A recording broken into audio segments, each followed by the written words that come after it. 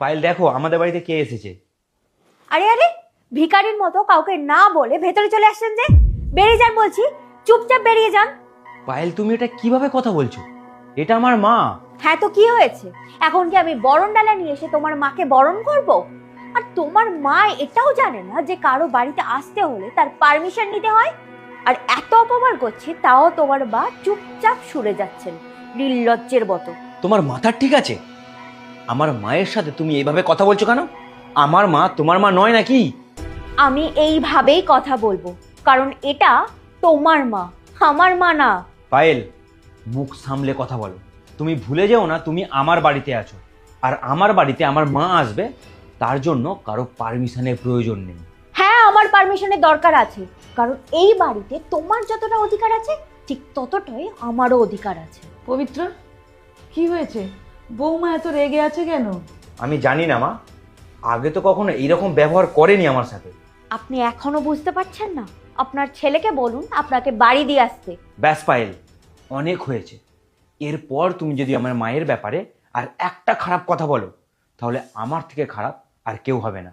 আচ্ছা, তুমি বারণ করার পরও আমি যদি তোমার মাকে খারাপ খারাপ কথা বলি, তাহলে তুমি কি করবে? হ্যাঁ বলো, কি করবে? বৌমা, তুমি রেগে যেও না। আমার যদি কিছু ভুল হয়ে থাকে তাহলে আমি এখান থেকে চলে যাব। তো চলে যান না, আমি তো আপনাকে এতক্ষণ ধরে বলে যাচ্ছি। বসে আছেন কেন এইভাবে? যান। বৌমা, আমার মনে হয় আমি এখানে এসে ভুল করেছি। আমি এখান থেকে চলে যাব। তবে হ্যাঁ, যাওয়ার আগে আমি এইটুকুই জেনে যেতে চাই যে আমার ভুলটা কি। ভুলটা আপনার নয় মা, ভুলটা আপনার ছেলের। আমার ভুল? আমি কি করেছি? ও আচ্ছা, এখনো তোমার মনে পড়ছে না? দাঁড়াও, আমি তোমাকে সবটা মনে করিয়ে দিচ্ছি। হ্যাঁ মা, সন্ধ্যেবেলা আসছো? ঠিক আছে, সাবধানে এসো। আর হ্যাঁ, তোমার পছন্দের আজ সব রান্নাগুলো আমি করব।